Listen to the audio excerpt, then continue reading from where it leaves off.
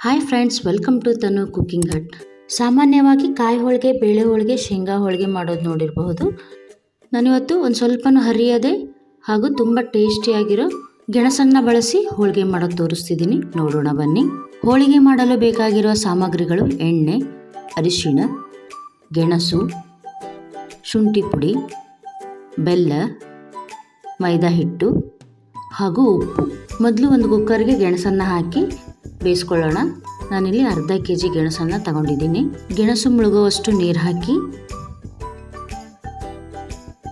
ಈಗ cooker close ಮಾಡಿ ಬೇಯೋಕ್ಕಿಡೋಣ. 2 ರಿಂದ 3 ವಿಸಿಲ್ ಬರಲಿ. ಗ್ಯಾಸ್ ಆನ್ ಮಾಡಿ ಅಷ್ಟರಲ್ಲಿ ಕಣಕ ಕಲಿಸ್ಕೊಳ್ಳೋಣ. ಒಂದು ಮಿಕ್ಸಿಂಗ್ ಬೌಲಿಗೆ 1 ಬೌಲ್ ಮೈದಾ ಹಿಟ್ಟು, ಸ್ವಲ್ಪ ಉಪ್ಪು, 1/4 ಸ್ಪೂನ್ ಅರಿಶಿಣ ಹಾಕಿ ಚೆನ್ನಾಗಿ ಮಿಕ್ಸ್ ಮಾಡಿ ಈಗ ನೀರು ಹಾಕಿ ಹಿಟ್ಟನ್ನು ತುಂಬ ಗಟ್ಟಿಯಾಗಿ ಕಲಿಸಬಾರ್ದು. ಚಪಾತಿ ಹಿಟ್ಟಿನ ಹದಕ್ಕಿಂತ 1 ಪಟ್ಟು ಮೆತ್ತಗಿರಬೇಕು.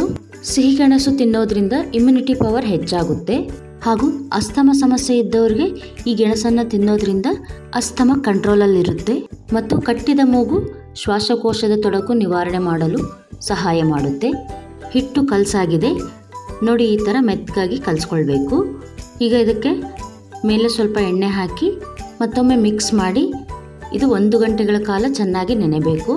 ಹಿಟ್ಟು ಎಷ್ಟು ಚೆನ್ನಾಗಿ ನೆನೆದಿರುತ್ತೋ ಅಷ್ಟು ಚೆನ್ನಾಗಿ ಹೋಳಿಗೆ ಬರುತ್ತೆ. ಲಿಡ್ ಕ್ಲೋಸ್ ಮಾಡಿ ನೆನೆಯೋಕೆ ಬಿಡ್ತಿದ್ದೀನಿ. ನೋಡಿ, ಈಗ ವಿಸಿಲ್ ಬಂದು ಕುಕ್ಕರ್ ಕೂಲ್ ಆಗಿದೆ.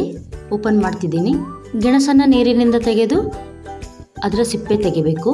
ಈ ಸಿಹಿ ಗೆಣಸನ್ನು ಹೆಚ್ಚು ಜನರು ಇಷ್ಟಪಟ್ಟು ತಿಂತಾರೆ ಹಾಗೂ ನಮ್ಮ ಮೆದುಳು ಸರಿಯಾಗಿ ವರ್ಕ್ ಮಾಡೋಕ್ಕೆ ಈ ಸಿಹಿ ಗೆಣಸು ಸಹಾಯ ಮಾಡುತ್ತೆ.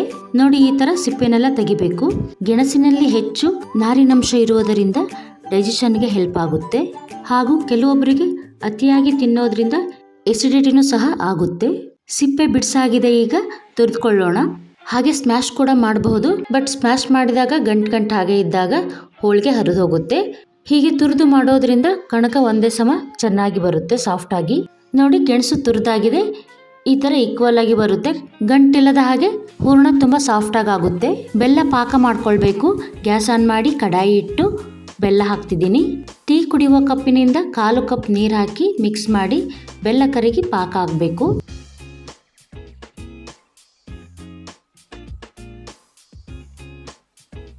ಬೆಲ್ಲ ಕರಗಿದೆ. ಶುಂಠಿ ಏಲಕ್ಕಿ ಪುಡಿ ಹಾಕ್ತಿದ್ದೀನಿ. ನಾನಿಲ್ಲಿ ಸ್ವೀಟ್ ಮಾಡಿದಾಗ ಹಾಕೋಕೆ ಅಂತ ಶುಂಠಿ ಮತ್ತು ಏಲಕ್ಕಿನ ಒಟ್ಟಿಗೆ ಪುಡಿ ಮಾಡಿ ಇಟ್ಟಿರ್ತೀನಿ. ನೋಡಿ, ಈ ಥರ ಕುದ್ದು ನೊರೆ ಬಂದರೆ ಪಾಕ ಆಗುವ ಹಂತದಲ್ಲಿರುತ್ತೆ. ಇನ್ನೂ ಸ್ವಲ್ಪ ಕುದಿಬೇಕು, ಪಾಕ ಆಗಿಲ್ಲ. ಇನ್ನು ಸ್ವಲ್ಪ ಪಾಕ ಮಾಡುವಾಗ ಕೈ ಬಿಡಬಾರ್ದು, ಮಿಕ್ಸ್ ಮಾಡ್ತಾನೆ ಇರಬೇಕು. ಬೇಗ ಪಾಕ ಬಂದ್ಬಿಡುತ್ತೆ. ಪಾಕ ಆಗಿರೋದು ಗೊತ್ತಾಗೋದೇ ಇಲ್ಲ. ಪಾಕ ಆಗಿರೋದು ತಿಳ್ಕೊಳ್ಳೋಕ್ಕೆ ಒಂದು ಬೌಲಲ್ಲಿ ಸ್ವಲ್ಪ ನೀರು ಹಾಕಿ ಈ ಕುದಿಯುತ್ತಿರುವ ಬೆಲ್ಲನ 1 ಡ್ರಾಪ್ ಹಾಕಬೇಕು ಅದರಲ್ಲಿ. ಅದು ಉಂಡೆ ಆದರೆ ಆಗ ಪಾಕ ಆಗಿರುತ್ತೆ, ಅದಕ್ಕೆ ಉಂಡೆ ಪಾಕ ಅಂತಾರೆ. ಈಗ ಪಾಕ ಬಂದಿದೆ. ತುರಿದ ಗೆಣಸನ್ನು ಹಾಕಿ ಚೆನ್ನಾಗಿ ಮಿಕ್ಸ್ ಮಾಡಬೇಕು. ನೋಡಿ, ಈ ಥರ ಚೆನ್ನಾಗಿ ಮಿಕ್ಸ್ ಮಾಡಿ. ಹೀಗೆ ಚೆನ್ನಾಗಿ ಮಿಕ್ಸ್ ಮಾಡಿ ಲೋ ಫ್ಲೇಮಲ್ಲೇ 5 ನಿಮಿಷ ಬಿಡಿ, ಗಟ್ಟಿಯಾಗುತ್ತೆ. ನೋಡಿ, ಈಗ ಗಟ್ಟಿಯಾಗಿದೆ ಸ್ವಲ್ಪ. ಇದು ಆರಿದರೆ ಇನ್ನೂ ಗಟ್ಟಿಯಾಗುತ್ತೆ. ನೋಡಿ, ಆರಾದಮೇಲೆ ಇನ್ನೂ ಎಷ್ಟು ಗಟ್ಟಿಯಾಗಿದೆ. ಈಗ ಹೂರ್ಣ ರೆಡಿಯಾಗಿದೆ. ಹೋಳಿಗೆ ತಟ್ಟೋಣ. ಗ್ಯಾಸ್ ಆನ್ ಮಾಡಿ ತವ ಕಾಯಲಿಟ್ಟು ಕಣಕ 1 ಗಂಟೆಗಳ ಕಾಲ ನೆಂದು ಎಷ್ಟು ಸಾಫ್ಟ್ ಆಗಿದೆ ನೋಡಿ. ಈಗ ಕೈಗೆ ಸ್ವಲ್ಪ ಎಣ್ಣೆ ಅದ್ದಿ ಹಿಟ್ಟನ್ನು ಮಿಕ್ಸ್ ಮಾಡಿ ಹೀಗೆ ಎತ್ತಿ ಎತ್ತಿ ಬಡಿಬೇಕು. ಆಗ ಹಿಟ್ಟು ಸಾಫ್ಟ್ ಆಗುತ್ತೆ. ಇನ್ನು ನೋಡಿ, ಹೀಗೆ ಎಷ್ಟು ಸಾಫ್ಟಾಗಿ ಆಯಿತು ನೋಡಿ ಹಿಟ್ಟು. ಈಗ ಕಣಕದಲ್ಲಿ ಹೂರಣನ ತುಂಬಿಕೊಳ್ಳೋಣ. ಕೈಗೆ ಎಣ್ಣೆ ಹಚ್ಚಿ ಈ ಥರ ಸ್ವಲ್ಪ ಕಣಕನ ತೆಗೆದು ಕೈಯಲ್ಲಿ ತಟ್ಟಿ ಕಣಕದ ಮಧ್ಯೆ ಹೀಗೆ ಹೂರಣದ ಉಂಡೆ ಇಟ್ಟು ಕ್ಲೋಸ್ ಮಾಡಬೇಕು. ನೋಡಿ, ಹೀಗೆ ಅರ್ಧ kg ಗೆಣಸಲ್ಲಿ ಸುಮಾರು 10 ರಿಂದ 12 ಹೋಳಿಗೆ ಆಗುತ್ತೆ. ನಾನು ಆವಾಗಲೇ ಹೇಳೋದನ್ನ ಮರ್ತೆ. ಅರ್ಧ kg ಬೇಯಿಸಿದ ಗೆಣಸಿಗೆ 1/4 kg ಬೆಲ್ಲ ಹಾಕಿದ್ದೀನಿ. ಬೇಳೆ ಹೋಳಿಗೆ ಹಾಗೆ ಈ ಗೆಣಸಿನ ಹೋಳಿಗೆಗೆ ಬೆಲ್ಲ ಜಾಸ್ತಿ ಹಿಡಿಯೋದಿಲ್ಲ, ಹಾಗಾಗಿ 1/4 kg ಹಾಕಿದ್ದೀನಿ. ನೋಡಿ, ಹೀಗೆ ಕಣಕದಲ್ಲಿ ಹೂರಣನ ಚೆನ್ನಾಗಿ ತುಂಬಿ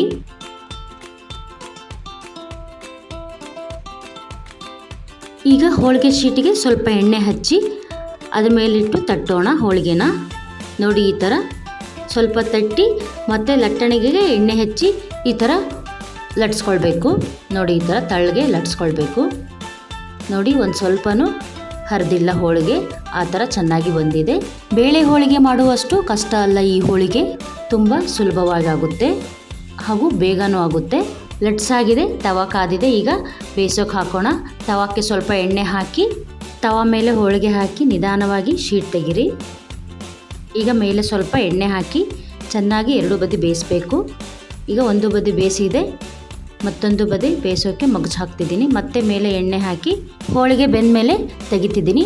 ನೋಡಿ ಈಗ ಎಷ್ಟು ಚೆನ್ನಾಗಿ ಹೋಳಿಗೆ ಬಂದಿದೆ, ಒಂದು ಸ್ವಲ್ಪನೂ ಹರಿದಿಲ್ಲ, ಆ ಥರ ಚೆನ್ನಾಗಿ ಹೋಳಿಗೆ ಬಂದಿದೆ. ಈಗ ಗೆಣಸಿನ ಹೋಳಿಗೆ ರೆಡಿಯಾಗಿದೆ. ಬಿಸಿ ಬಿಸಿಯಾಗಿ ತುಪ್ಪದೊಂದಿಗೆ ತಿನ್ನಿ, ತುಂಬ ರುಚಿಯಾಗಿರುತ್ತೆ. ಹಾಗಾದರೆ ನೀವು ಸಹ ಗೆಣಸಿನ ಹೋಳಿಗೆ ಮಾಡಿ ತಿಂದು ರುಚಿ ನೋಡಿ ಹೇಗೆ ಬಂದಿದೆ ಅಂತ ಕಮೆಂಟ್ ಮಾಡಿ. ಹಾಗೆ ಲೈಕ್ ಮಾಡಿ, ಶೇರ್ ಮಾಡಿ, ಫಾಲೋ ಮಾಡಿ. ನಮ್ಮ ಚಾನಲ್ಗೆ ಹೊಸಬರಾಗಿದ್ದರೆ ಈಗಲೇ ಪಕ್ಕದಲ್ಲಿರೋ ಬೆಲ್ ಬಟನ್ನ ಪ್ರೆಸ್ ಮಾಡಿ ಸಬ್ಸ್ಕ್ರೈಬ್ ಆಗಿ. ನಾ ಹಾಕೋ ವಿಡಿಯೋ ನಿಮಗೆ ಮೊದಲು ಬರುತ್ತೆ. ಹೀಗೆ ಪ್ರೋತ್ಸಾಹಿಸಿ. ಮತ್ತೊಂದು ರೆಸಿಪಿಯೊಂದಿಗೆ ಸಿಗೋಣ. Thank you.